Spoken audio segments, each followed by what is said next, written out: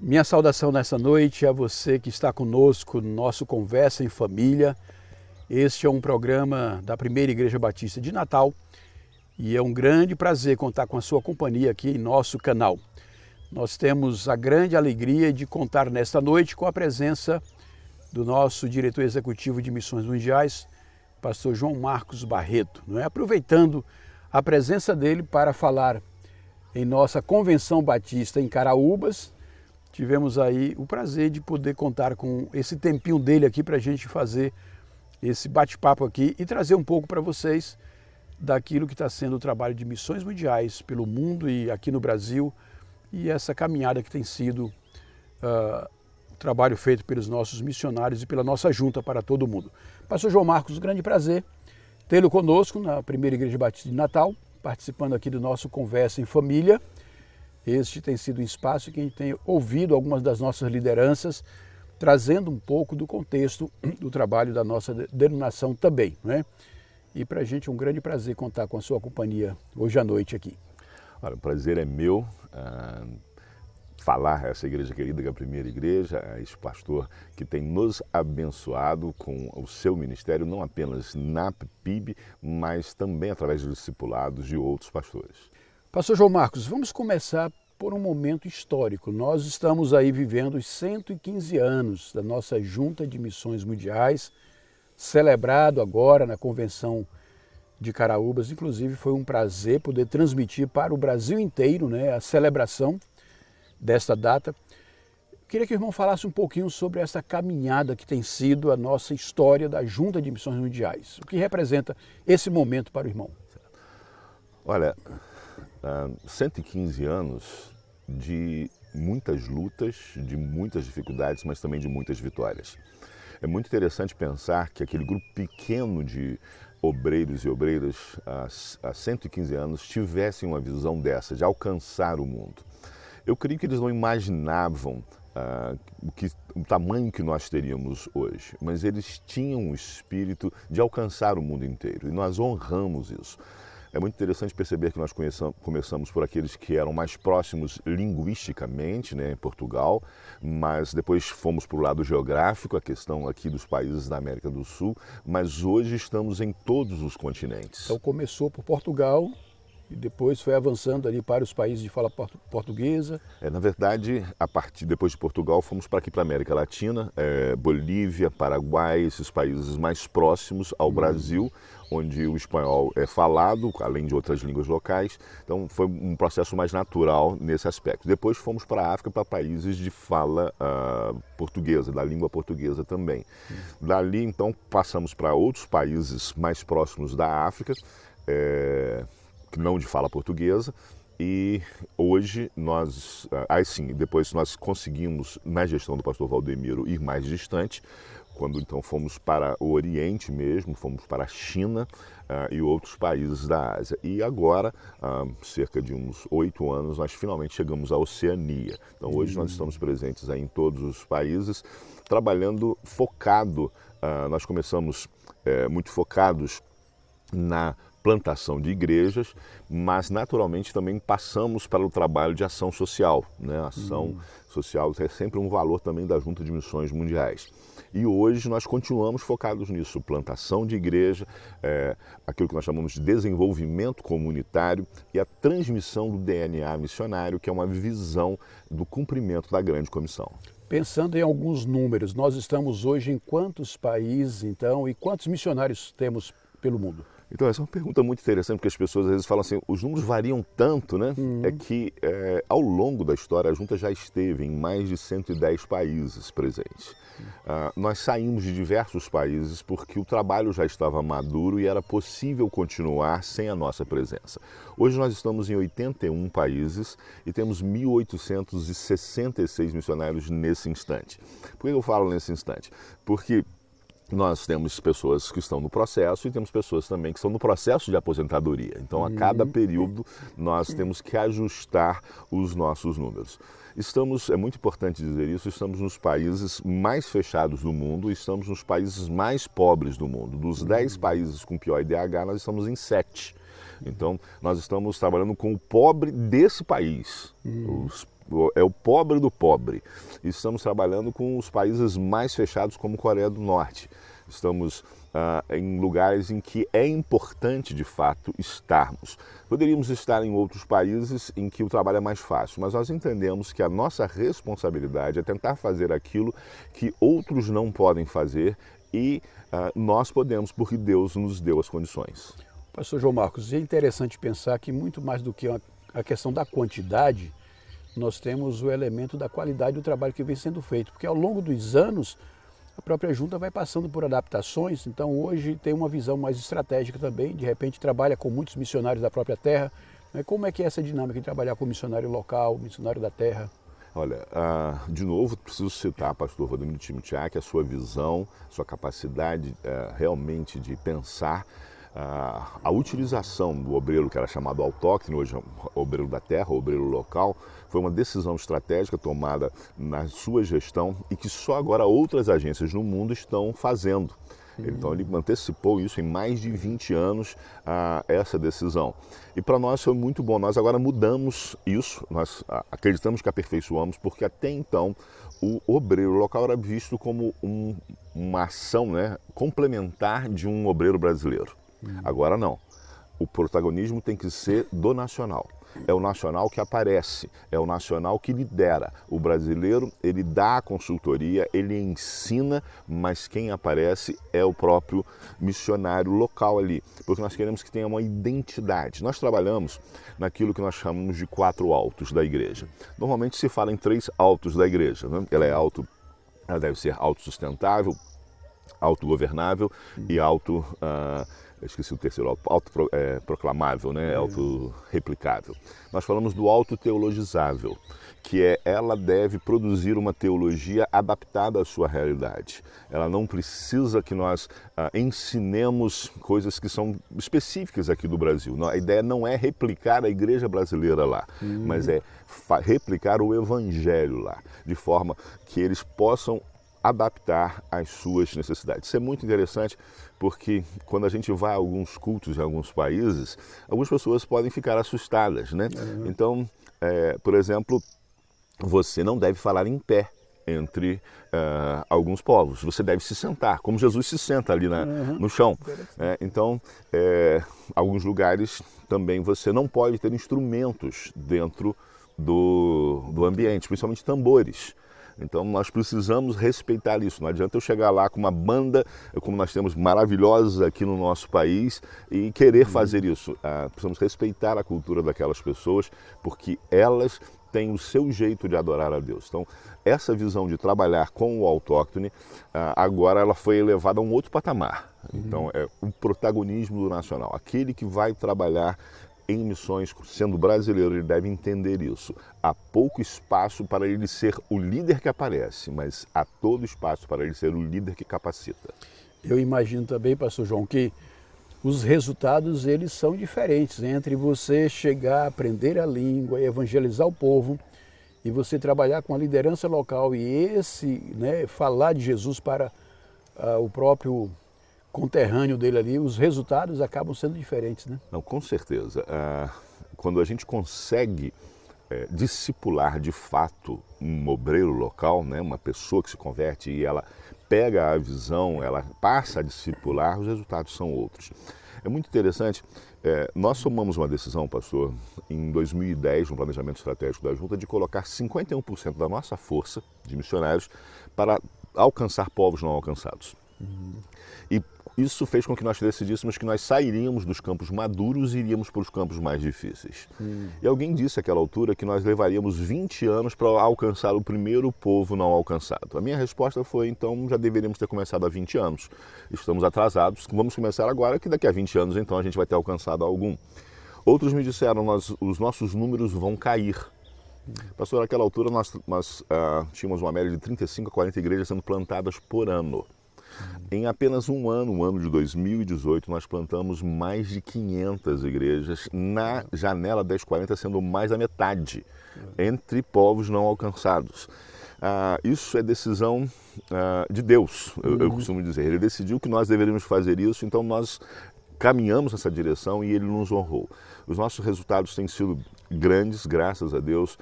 Estamos trabalhando muito forte na questão dos pequenos grupos. Isso é uma decisão histórica da Junta, não foi iniciada agora, pelo contrário, ela já tem aí décadas também. E esse tem sido o grande fator de plantação de igreja juntamente com o TEP. Não dá para esquecer da figura do pastor Timichak, que você já mencionou aqui 2 vezes, e tem uma geração inteira que conviveu com ele e pegou a transição, né, a chegada do irmão. O irmão já está há quantos anos à frente da Junta de Missões Mundiais? 12 anos e meio. 12 anos e meio. O pastor Valdomiro ficou quanto tempo? Ele ficou 28 anos, se eu não me engano. Então, a presença dele marcou uma época, né? E hoje nós temos uma nova caminhada sob a sua liderança. Como foi para o irmão substituir alguém como o pastor Timichak, que gozava de um conceito, né, de um carinho muito grande na denominação pelo trabalho feito com missões mundiais? Quando eu fui entrevistado para ser escolhido para esse cargo, o irmão João Marcos Sorém, filho do pastor Filson Sorém, me fez essa pergunta: Marcos, como é que vai ser suceder, como é que você pensa que vai ser suceder pastor Timichak, um ícone dos batistas? Eu falei para ele: olha, João Marcos, você conhece a realidade que é conviver com pessoas famosas e que fizeram um bom trabalho, que ele é filho, né, de uma pessoa assim. Eu também sou filho de uma pessoa assim. Eu sucedi, onde eu passei, graças a Deus, sucedi pessoas que faziam um trabalho de uma forma muito boa. E eu creio que eu consegui, ainda brinquei, que eu consegui não estragar nada, né? Então eu falei: eu vou tentar honrá-los, mas vou implementar aquilo que acredito que Deus quer. Obviamente houve muitas comparações, e acho que ainda há. Eu sempre digo que comparação é sempre algo injusto, né? Eu aprendi com um doutor em psicologia que é meu amigo, foi meu colega de faculdade, que quem compara para. Então, eu não me comparo, eu sei o valor que o pastor Valdomiro teve, e por isso nós honramos não apenas a sua memória, mas a sua visão estratégica, e continuamos. A ideia é aperfeiçoar, assim como ele aperfeiçoou daqueles que vieram antes. Para mim não foi um grande problema isso, eu nunca me ressenti desse tipo de comparação, porque realmente não me importei com elas. Certo. O irmão tem falado sempre de igreja sofredora, e nós temos todo um conceito já muito estabelecido de igreja perseguida. E você faz uma distinção entre igreja sofredora e igreja perseguida. Exatamente o que se passa pelo entendimento do irmão quando o irmão fala da igreja sofredora, pensando naquilo que seria a igreja perseguida?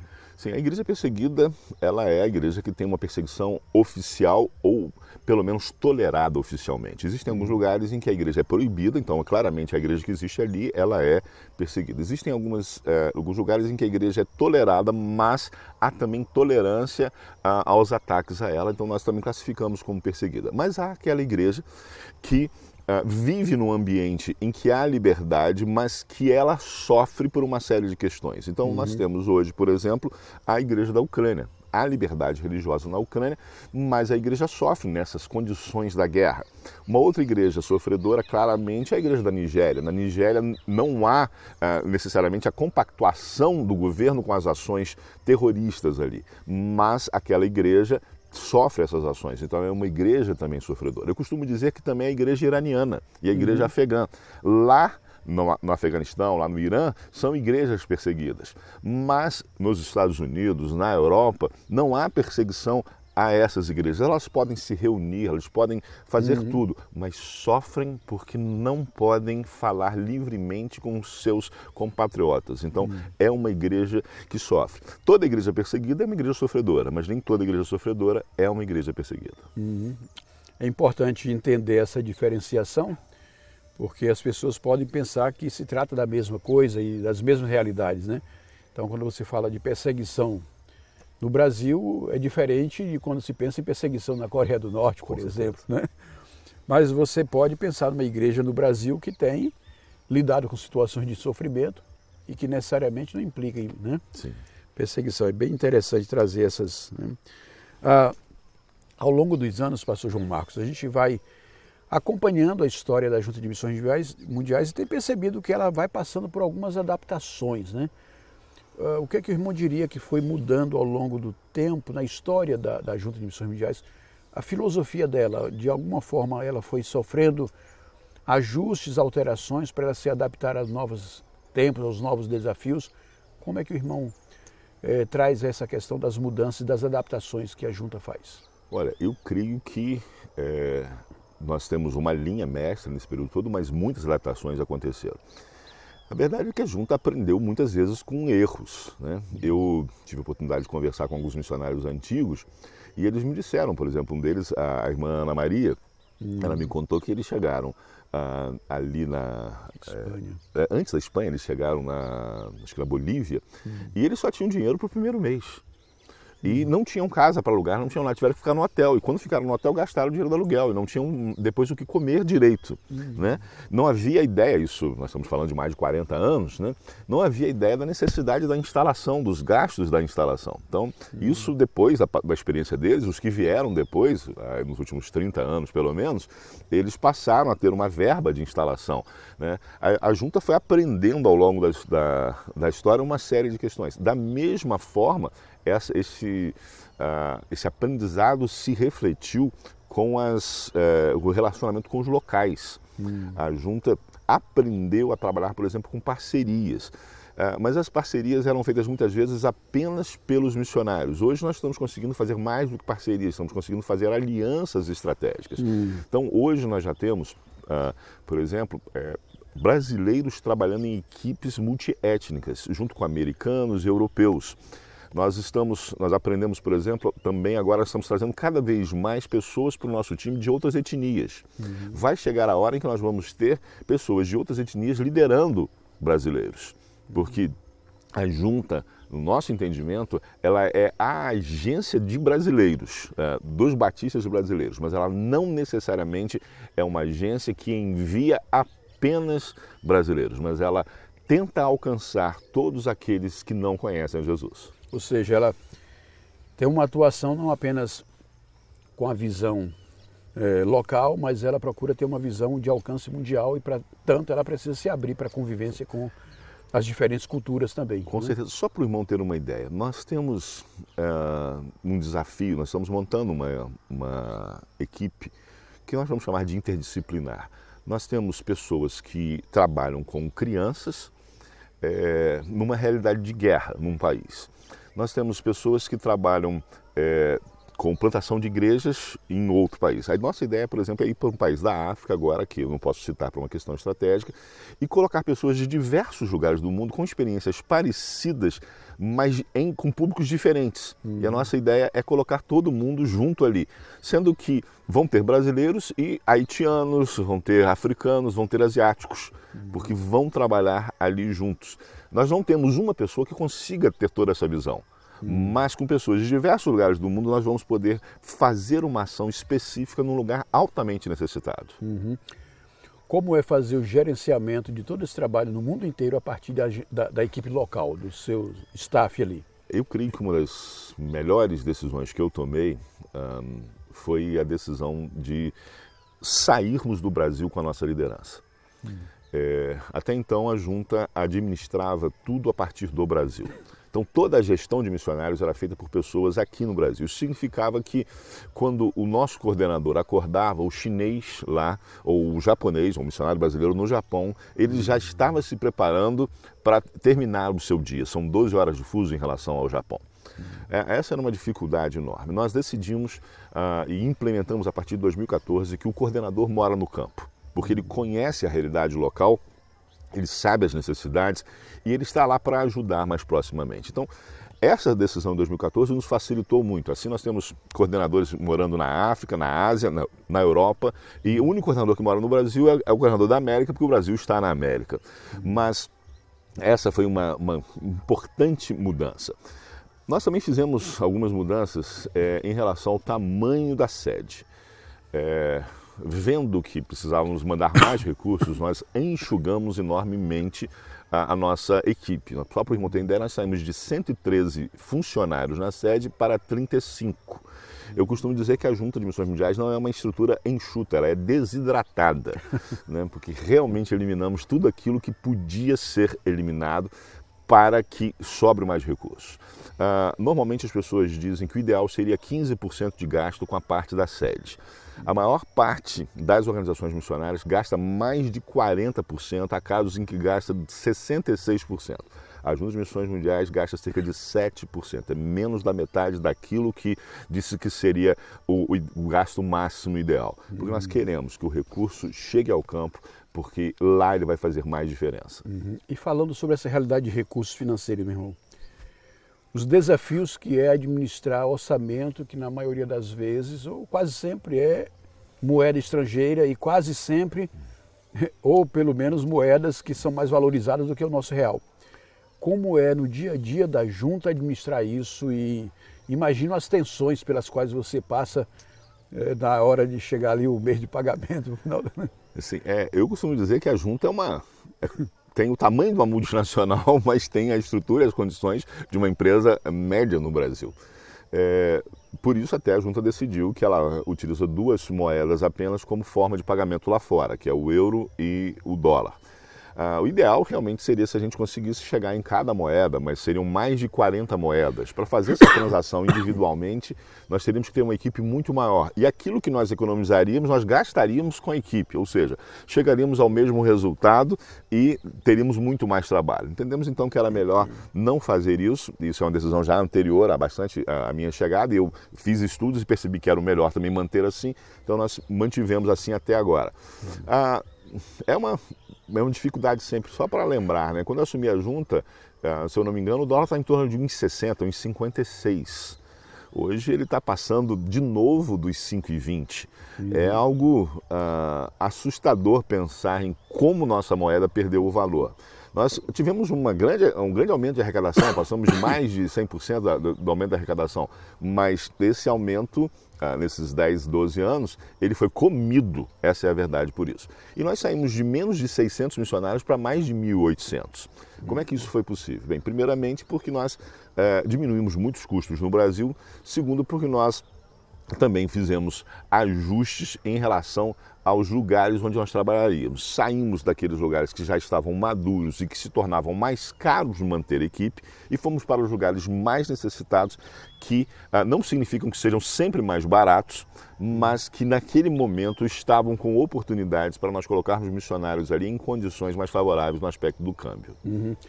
Pastor João, vamos trazer um pouco a atuação da nossa junta e especialmente a sua pessoa nesse contexto agora da guerra no leste europeu e ali Ucrânia, situação da Rússia. Nós vimos uma atuação, uma presença muito intensa de missões mundiais, apoiando os missionários e também provendo recursos ali. O irmão esteve lá no campo, inclusive. Fala um pouco para a gente dessa experiência que foi a sua ida e também como o irmão vê esse contexto da guerra da Ucrânia e o impacto disso na vida dos nossos missionários e a questão dos refugiados. Depois a gente vai tratar um pouco mais sobre isso. Mas eu queria que o irmão trouxesse uma panorâmica daquilo que o irmão percebe dos efeitos dessa guerra para a própria igreja e o trabalho que Missões Mundiais tem feito. E eu sei que ela tem trabalhado em cooperação com outras agências ali. Sim. A Ucrânia, ela é estratégica para a obra de evangelização daquela região, ali a região da Ásia Central, da Europa. A Ucrânia está muito bem localizada, ela é um corredor de passagem entre essas duas regiões. E a junta já trabalha ali há muitos anos. Inicialmente foi até uma iniciativa pessoal de um pastor lá de São Paulo, depois a junta entrou e participou e tivemos aí 3 missionários que vieram para o Brasil estudar e voltaram. Mas a verdade é que a junta ela não estava mais tão presente na Ucrânia, na plantação de igrejas, ela estava mais trabalhando a partir da Ucrânia para alcançar outros lugares. Ainda tínhamos um foco forte lá, nós ainda estávamos com 12 plantadores de igreja. Aí você fala, poxa, isso é pouco? Não, a gente podia ter tido muito mais. Mas a ideia é que a Ucrânia agora já não precisa tanto dessa plantação de igrejas, porque já há 3.000 igrejas batistas na Ucrânia. Então nós estávamos espalhando isso, entrando na Rússia, Tajiquistão, outros países daquela região, Polônia, né, outros países daquela região, a partir da base que havíamos construído ali. E eu entendo que há uma questão espiritual, eu entendo que há uma reação do inimigo realmente nessa guerra, porque nós estávamos tendo bastante sucesso e os nossos missionários estabelecidos ali na Ucrânia, eles podiam entrar com liberdade nesses países e a língua ajudava. O que aconteceu foi que, com a guerra, nós não tivemos mais condição de fazer isso, de fazer com que os nossos missionários fossem fazer os trabalhos que fazem, e alguns conseguem se comunicar com outros obreiros, mas não há mais esse tipo de situação. Aí a Ucrânia deixou de ser, então, nesse momento estratégico para alcançar, e ela passou a ser alvo das nossas atenções para o socorro. A igreja ucraniana estava caminhando para o autossustento completo, pleno, mas de repente ela se viu agora de novo uma igreja que precisa de ajuda, uma igreja que sofre. São mais de 7 milhões de refugiados fora do país e mais de 7 milhões de pessoas que tiveram que sair das suas casas. Então, assim que começou a guerra, nós soubemos que haveria necessidade de envio de alimentos e de outros tipos de recursos. Nós começamos a fazer isso imediatamente. Já enviamos mais de 300 toneladas de alimentos para dentro da Ucrânia e já tiramos mais de 300 pessoas da região de conflito. Eu imagino a logística que é fazer algo como isso, né? Levar alimento, tirar as pessoas. Como tem sido, como foi ou como está sendo essa logística? Aquilo que o irmão falou é fundamental, parceria. A gente precisa trabalhar junto. Infelizmente, há pessoas que querem fazer as coisas sozinhas. Né? Não é o que a Bíblia nos ensina. A gente precisa, quando há possibilidade de cooperação, nós precisamos ser cooperadores. Nós estamos cooperando com outras organizações e é muito interessante porque os nossos missionários, por falarem várias línguas e por conhecerem a realidade do país, porque são missionários itinerantes, alguns deles ali dentro do país, eles conhecem bem e conhecem todo mundo, trabalham próximo à liderança da Convenção Batista Ucraniana. Então, eles acabam sendo referência para as outras agências na hora de buscar como colocar os recursos ali dentro. Graças a Deus, a Convenção Batista Ucraniana conseguiu também se organizar, saiu lá da sua sede, que era Irpin, que foi bombardeada, né, a cidade de Irpin, e foi para a cidade de Lviv, onde nós temos um dos nossos missionários responsáveis ali, o Anatoly, e a casa do Anatoly virou a casa do presidente da convenção. Né? A liderança está ali, nós estamos recebendo essa liderança ali na casa do Anatoly. E isso permitiu que nós tivéssemos acesso direto para saber as necessidades. Então, uma das primeiras coisas que nós fizemos foi comprar uma van. Compramos uma van para enviar alimentos. E ajudamos a participar da arrecadação de recursos, não só aqui no Brasil, mas em todo o mundo. Nós tivemos missionários na África, em países pobres, enviando recursos para a Ucrânia. Um sinal claro de uma igreja viva, de uma igreja que, embora saiba que ela é pobre, ela pode, na sua pobreza, ajudar. E ela se sente alegre em fazer isso. É o que o apóstolo Paulo fala claramente, né? É interessante, né? A história da igreja, né? Aquilo que a gente vê lá em Atos, vai se repetindo num momento como esse também, né? O irmão mencionou aí Anatoly. E falou que tem 3 missionários que fizeram a sua formação aqui no Brasil. Acredito que o fato deles terem estudado aqui no Brasil, inclusive, foi fundamental num momento como esse para gerar esse intercâmbio, né, e essa Com proximidade. Essa é a grande vantagem da gente ter tido essas pessoas aqui no Brasil, mas a verdade é que, de novo, é o fato da gente ter autóctones. Porque mesmo quando a gente não tem a pessoa vindo aqui, o fato de termos uma proximidade, por exemplo, nós temos um missionário hoje nos Camarões, que foi um parceiro nosso no Senegal. Não era nosso missionário, mas foi um parceiro e naturalmente é uma pessoa altamente capacitada. Ele queria voltar para o Camarões e fazer um trabalho diferenciado ali. Nós, então, entramos na parceria com ele. Agora nós estamos planejando que ele vá para um outro país. E ele, como a maior parte dos africanos, né, tem uma habilidade para línguas fantástica. E ele já está aprendendo português. Então a gente já consegue se comunicar com ele em francês, em inglês, né, os nossos funcionários, mas ele já está fazendo um esforço para aprender português porque ele quer participar. O fato de termos missionários locais permitem que nós permite que nós tenhamos uma ação mais apropriada nesses momentos. Não é alguém que a gente precise procurar lá para resolver. Ele próprio está ali inserido, ele tem os meios para fazer isso. Pastor João, é interessante pensar num conflito como esse, porque tem os desdobramentos daquilo que acontece no pós-guerra, né?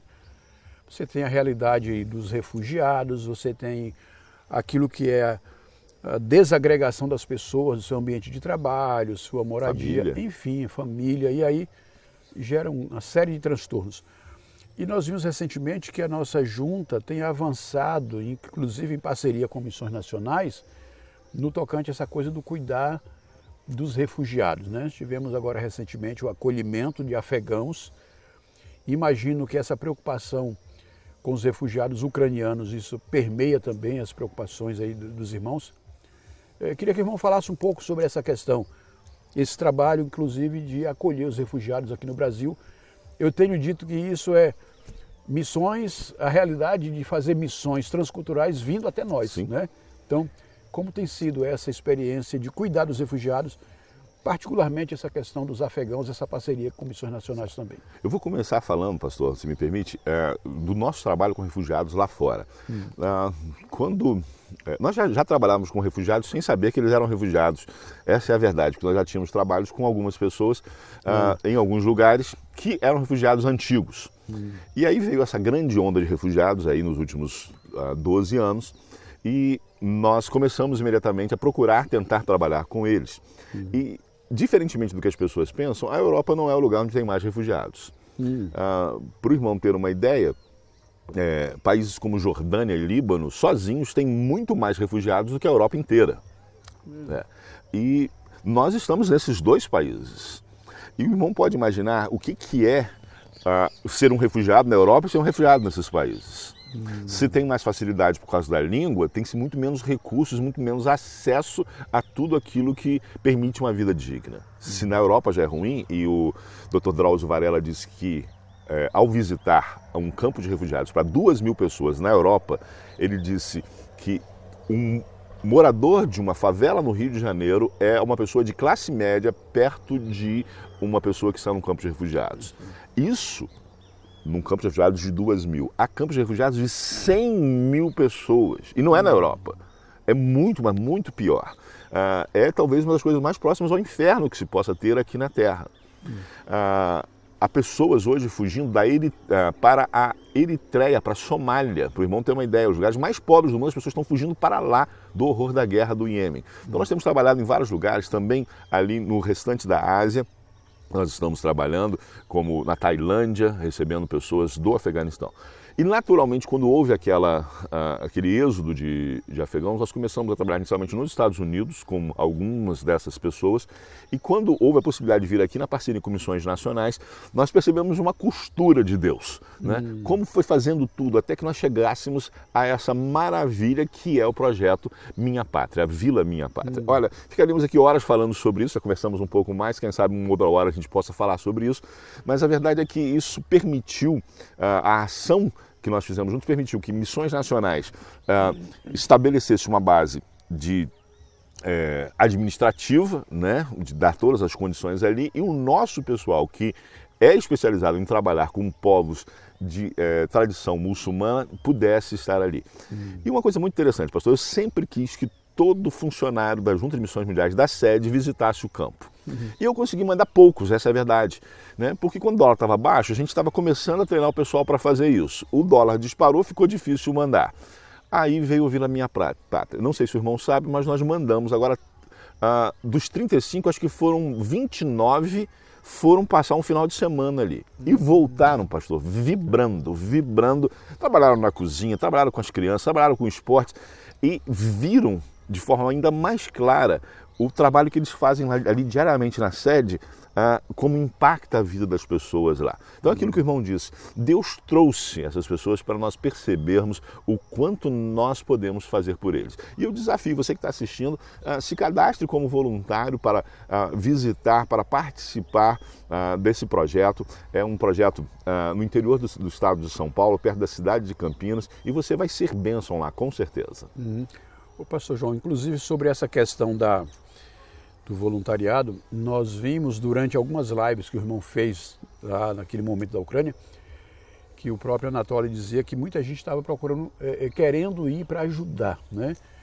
E ele dizia que naquele momento não adiantava muita gente ir para lá, porque o que era possível fazer estava sendo feito. Sim. Mas passada a guerra, haveria uma necessidade muito grande de reconstrução do país, de trabalhar estruturas que estão sendo destruídas. A junta tem algum programa nesse sentido de o pós-guerra, como é que vai se dar o apoio? Outra questão é, como que o irmão vê a resposta da Igreja Batista brasileira em apoio a essa situação? Olha, pastor, quando eu falei aquilo, né, foi lá em final de fevereiro, começo de março, mas é interessante porque agora eu estou com uma sobrinha que foi, de forma independente, tentar ser voluntária. Procurou várias organizações e nenhuma delas permitiu que ela, e a pessoa altamente capacitada, fosse para lá, para trabalhar. Porque tem mais voluntário do que precisa. Porque o próprio povo polonês, por exemplo, está se voluntariando ainda. Então, acabou que ela está fazendo um trabalho importante num país da Europa, com refugiados ucranianos, mas não pôde chegar lá perto.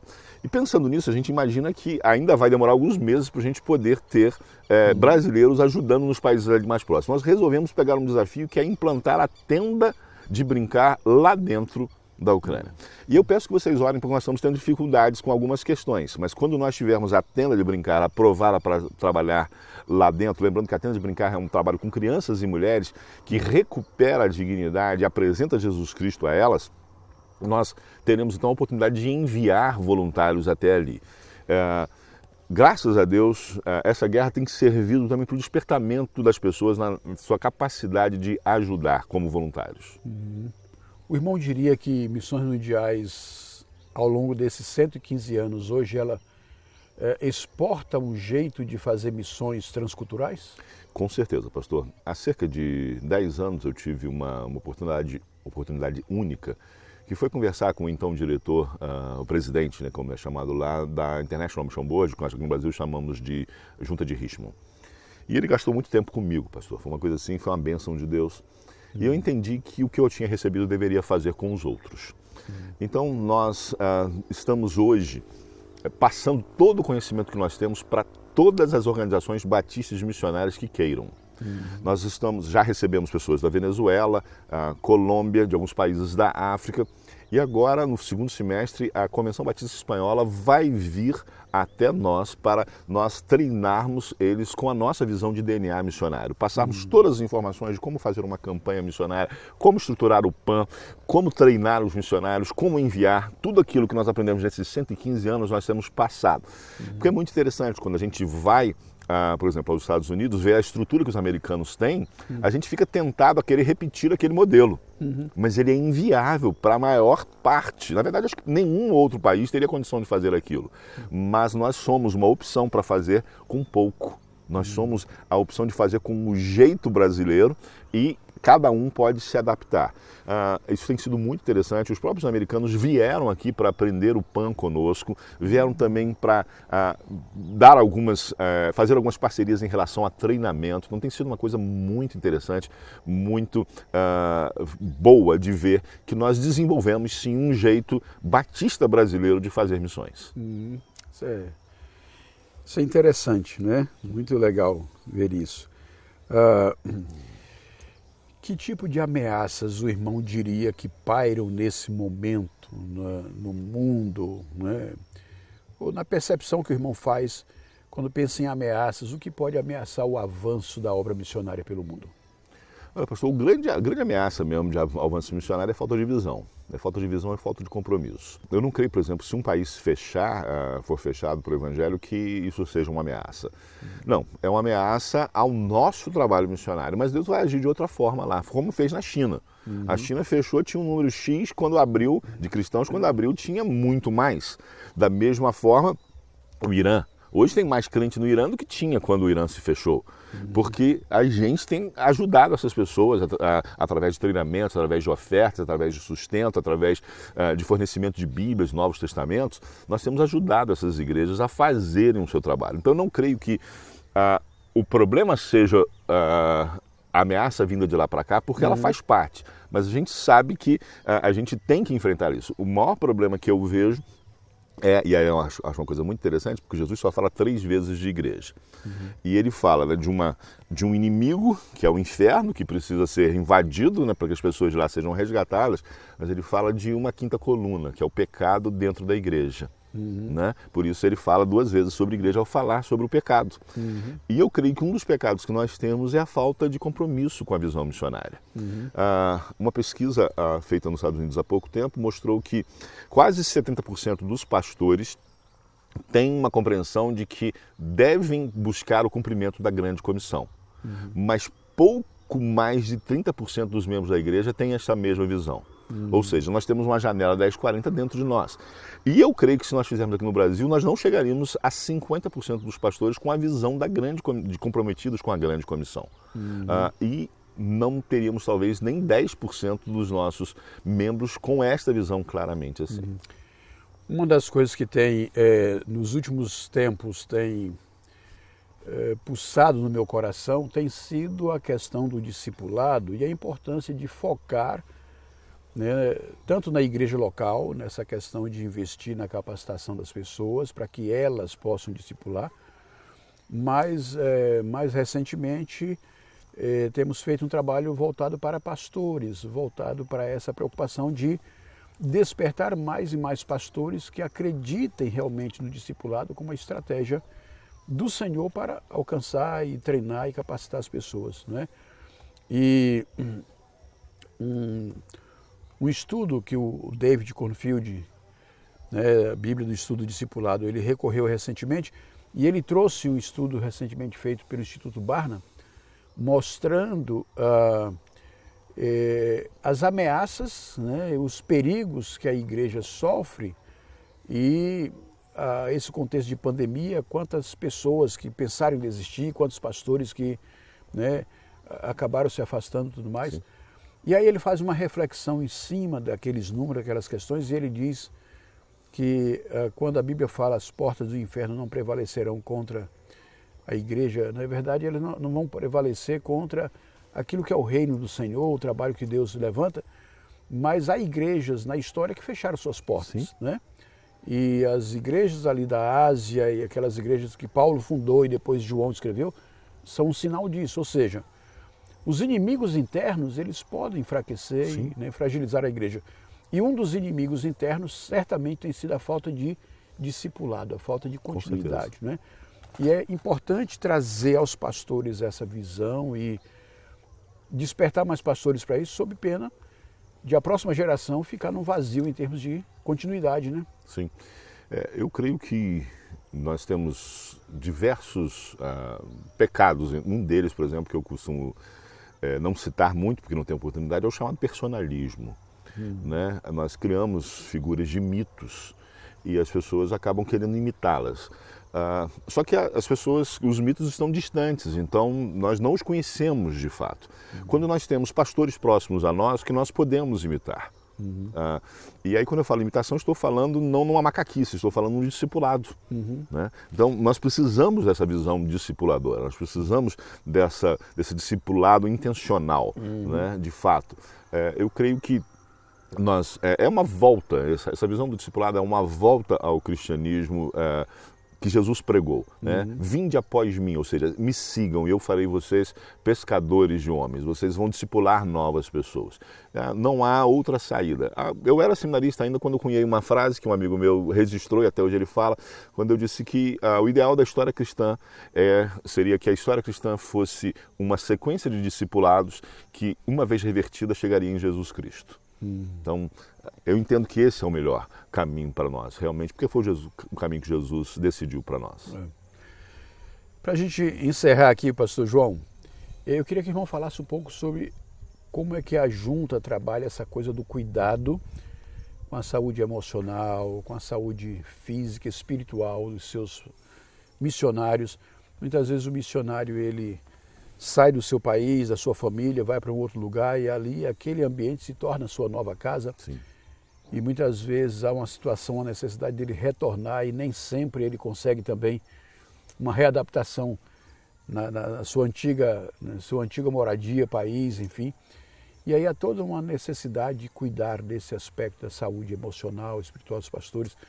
Nós temos estado envolvidos com um projeto focado nessa coisa do cuidado, que é o Limiar, né? Que a filosofia é cuidar de pastores, missionários, famílias pastorais, em situação de necessidade, pessoas que estejam feridas ou precisando de um encorajamento, um renovo e tal. E a gente tem visto que essa é uma realidade, uma necessidade da igreja contemporânea, né? Muitos pastores, muitos lideranças têm perdido aquele fervor, aquele ânimo e às vezes precisa de um resgate, uma restauração. Como é que a nossa junta tem voltado, dado atenção para essa realidade? Pastor, eu devo dizer que a minha experiência em relação a missões antes de vir para a junta era de enviar algumas pessoas, sim, mas era mais justamente de tentar cuidar de missionários, né? Tive a experiência com alguns missionários que eu pude cuidar deles. Então isso sempre foi uma preocupação, a junta já tinha uma preocupação, mas a partir da minha chegada, então nós conseguimos também dar um pouco mais de técnicas novas, digamos assim, né? Então nós temos uma parceria, por exemplo, com o Oasis, né, que é um trabalho que existe aqui no Brasil. E nós hoje temos uma rede de voluntários que atendem os nossos missionários. Nesse período da pandemia foi muito interessante porque médicos de diversos lugares do mundo atenderam os nossos missionários. Psicólogos têm atendido, pastores estão desafiando. Mas nós estamos mudando isso, e depois eu gostaria de até conversar com o irmão, que nós estamos desenvolvendo um novo cuidado integral com o missionário, que começa pelo autocuidado. Então nós vamos começar a investir mais ainda na ideia do autocuidado, depois no cuidado do próximo, então um missionário cuidando do outro, chegando depois um cuidado mais institucional até chegar ao cuidado médico, né, o cuidado profissional. Mas hoje, graças a Deus, nós temos conseguido atender. Durante a pandemia foi muito forte isso, nós criamos a chamada, já tínhamos, mas conseguimos implementar mais cursos na chamada Universidade Corporativa, e isso que a Junta tem. Então, usando essa plataforma, a gente tem conseguido também alcançar os nossos missionários para cuidar das emoções e da sua vida física e espiritual. É muito interessante, nós temos missionários, por exemplo, que são fisioterapeutas, e eles deram exercícios, né, fizeram atendimentos para vários missionários que estavam confinados no período da pandemia. E não parece nada não, mas se a gente fica ali naqueles ambientes, acaba tendo uma série de dores. Ainda mais questões emocionais. Mas continua sendo um desafio muito grande, continua sendo um dos principais desafios. Eu costumo dizer que todo processo tem dejetos, né? Tem coisas que são desperdiçadas. Mas missões não pode ter, porque trabalha com pessoas, e pessoas nunca serão dejetos. Durante a pandemia, nós tivemos que fazer aquilo que nós chamamos de conexão limiar, que foram algumas clínicas, né? Nós damos o nome de clínica, um momento ali de 13 dias que a pessoa fica recebendo cuidado na área de saúde, médico e fisioterapeuta, nutricionista, psicólogos, pastores, enfim, uma equipe aí multidisciplinar que cuida desses. Ótimo. E nós tivemos algo semelhante a isso exatamente com essa coisa do virtual, fazendo a clínica. E aí nós tivemos a oportunidade de cuidar de missionários na África, no Uruguai, na Índia, missionários atuando nos Estados Unidos, em vários lugares do mundo. Ótimo. E foi bem interessante perceber como, apesar de fazer tudo isso de uma forma virtual, mas deu resultado prático na vida das pessoas. Né? Assim, o virtual hoje ele é o real. Né? A gente não dá nem para usar mais essa expressão virtual, né? Porque está cada vez mais real, né? A gente fala com as pessoas e a gente consegue tocar na vida das pessoas. Eu lembro das lives que nós fizemos muito mais no período da pandemia, quantas pessoas foram despertadas naqueles congressos, naquelas lives. Antigamente virtual era uma coisa ruim, né?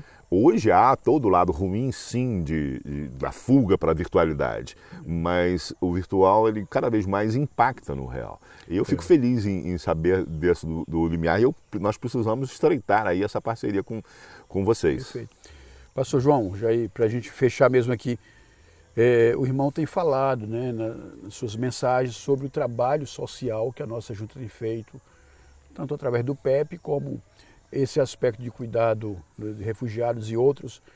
E o PEP tem sido aí uma das boas novidades desses últimos anos da nossa junta, porque consegue chegar naquilo que é o público mais vulnerável, que é a criança, né? E hoje o PEP está no mundo inteiro e isso é uma coisa que nasceu aqui em São Paulo, nasceu aqui no Brasil.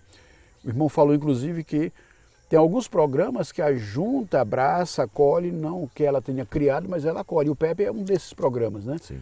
Então eu queria que o irmão encerrasse trazendo uma panorâmica sobre o alcance que o PEP tem tido em diferentes lugares do mundo e a atuação que os nossos missionários têm tido através do PEP também junto às crianças. Pastor, nós somos a maior agência humanitária brasileira que existe. Se juntar missões mundiais com missões nacionais, nós somos a maior, sem dúvida alguma, agindo no Brasil e agindo lá fora. Lá fora, nós somos a maior brasileira. E seríamos, se juntar as duas juntas e as estaduais, nós seríamos uma das maiores do mundo, se não a maior. É impressionante o trabalho que os batistas brasileiros fazem na área de ação social. E isso, assim, tem muita coisa na área de saúde, estamos trabalhando com pessoas na área de agricultura, temos pessoas trabalhando em escolas universitárias, uma série, capelanias, uma série de coisas, socorro a suicidas, uma série de aspectos. Mas o PEP realmente é algo fantástico e nos últimos, agora estou tendo dúvida, mas se não me engano são 18 anos que o PEP existe na junta de missões mundiais. Eu sei que nós celebramos os 15 já no meu período, agora alguns anos atrás. O PEP ele tem crescido muito. E eu aprendi uma coisa, quando eu entrei na junta, eu vi uma frase no Congresso de Lausanne III, na África do Sul, na cidade de Cape Town, que é: não existe criança não alcançada, nós é que chegamos atrasados. E quando eu vi aquela frase, eu pensei, não quero chegar mais atrasado. Então, nós resolvemos investir o mais pesado possível que fosse no PEP. E o PEP tem sido solução para muita coisa. Nós conseguimos entrar na Venezuela e abençoar não apenas as crianças, mas as famílias venezuelanas e a Convenção Batista Venezuelana, porque as igrejas estão sendo revitalizadas. Estamos plantando igrejas a partir do PEP na África. Mas mais do que isso, nós estamos criando uma geração de pessoas capacitadas com acesso à boa educação, mas principalmente acesso a Deus, a palavra de Deus. O PEP atende hoje mais de 20 mil crianças, pastor. É um dos maiores projetos do mundo, em qualquer área, em termos de abrangência, em termos de... não falo de evangelização só, não. Qualquer projeto no mundo, dificilmente você vai ter um projeto de 20 mil pessoas, com 20 mil crianças, feito por uma organização, que é a Junta de Missões Mundiais. O PEP... deve ser alvo das suas orações, deve ser alvo da sua oferta. Por quê? Porque é um projeto que atende a criança na sua necessidade de ser alfabetizado, socializado, alimentado e evangelizado. Mas o PEP também alcança a família, porque tem o PEP Vai. Então a família também é visitada. O PEP trabalha também na igreja, porque integra a criança e a família na igreja. O PEP mexe com a sociedade. Eu cheguei numa cidade na Venezuela, pastor, só não estava banda, porque não tinha banda na cidade. Mas ali a escola funciona 2 vezes por semana e o PEP funciona nos 5 dias. Então, os pais ficam felizes porque a criança está cuidada durante 5 dias, está alimentada durante 5 dias. Para eles que estão vivendo uma situação de extrema pobreza, aquilo faz toda a diferença na vida deles. Perfeito. E falando em oferta, as ofertas que o povo tem enviado, tem suprido, tem dado para atender ou ainda há muito déficit? Olha, pastor, nós não temos mais déficit porque nós fizemos tudo aquilo que precisávamos fazer para acertar. Mas a verdade é que nós não estamos caminhando na velocidade que nós poderíamos porque nos faltam recursos financeiros.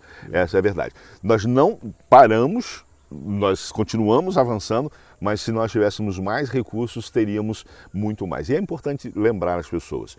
Você pode pensar, o que eu tenho é muito pouco. Eu tenho dito, se você der 1 centavo cada vez que você lembrar de missões, é 1 centavo por dia, digamos que você lembra uma vez por dia, no final do ano você não vai ter dado muita coisa na sua cabeça, mas se cada batista brasileiro der 1 centavo por dia, nós teríamos 25% mais de recursos e sem custo nenhum. Sem custo nenhum, porque quem faz não paga nada e quem recebe também não paga nada. Então, nós não temos grandes doadores, não existe ninguém, pastor, que dê uma grande oferta mensal para a Junta de Missões Mundiais. Os nossos ofertantes, eles são pessoas que dão pouco. E nós precisamos alcançar os grandes ofertantes, sem dúvida, nós precisamos alcançar todo o batista brasileiro, todos os cristãos brasileiros, na verdade, para que doem, na medida da sua possibilidade. Eu costumo dizer, eu sei a prioridade de uma pessoa se eu tiver acesso a suas conversas, a sua agenda e as suas finanças. Se eu souber o que você está falando, né, o que você tem conversado, se eu souber como você tem gasto o seu tempo, se eu souber como você tem gasto o seu dinheiro, ali eu consigo achar a sua finança, a sua prioridade. E eu fico perguntando, é de fato a nossa prioridade como batistas brasileiros o cumprimento da grande comissão? Por causa disso, nós estamos lançando o desafio do CM21, que é completar a missão neste século. A campanha do ano que vem, pastor, nós vamos falar um pouco sobre isso ao longo agora dos próximos 10 anos, mas vamos começar no ano que vem, é completar a missão. Nós queremos que a grande comissão seja completa. Não nos falta nada, só nos falta realizar aquilo que Deus nos mandou fazer. Eu ouvia o pastor João Marcos numa mensagem e ele dizia: quando alguém me pergunta o que eu faço, eu digo para as pessoas que eu trabalho para o fim do mundo, porque o meu trabalho é voltado para anunciar o Evangelho, porque o Evangelho do Reino precisa ser pregado para Jesus voltar. Então o irmão colocou que o trabalho de anunciar o Evangelho significa dizer também Maranata, ora vem Senhor Jesus, né? Sim, perfeito. Pastor João Marcos, eu quero agradecer ao irmão por esse tempo tão precioso. Certamente o nosso povo vai ser abençoado e edificado aí por essa sua palavra. E a nossa expectativa é que outras pessoas também possam, em todo o Brasil, conhecer um pouco mais o trabalho de missões mundiais, aquilo que vem sendo feito, e entender a importância que é orar e também essa importância que é contribuir. Aqueles R$30 mensais, né, pastor João Marcos, faz grande diferença, né? Aquela contribuição permanente ali. Então que Deus abençoe e pensar aí nessa ideia de que nós somos essa grande família. Esse nosso quadro aqui se chama Conversa em Família, mas eu quero pensar que nós não somos apenas uma família nuclear ali, pai, mãe, filhos, mas nós temos essa grande família batista que atua no mundo inteiro, que atua no Brasil. E esse princípio da cooperação, da liga, dá fundamento para que o trabalho possa continuar. Então você que está aqui conosco, que possa estar orando e continuar contribuindo para que esta grande família batista continue a cumprir a grande comissão conforme Jesus nos deixou. Pastor João, muito obrigado. Eu que agradeço, pastor. Deus abençoe o irmão, abençoe aí o ministério. Nossa Ajuda de Missões Mundiais certamente é uma das organizações que mais goza do carinho e do amor do nosso povo. Graças a Deus. Né? Muito bom isso.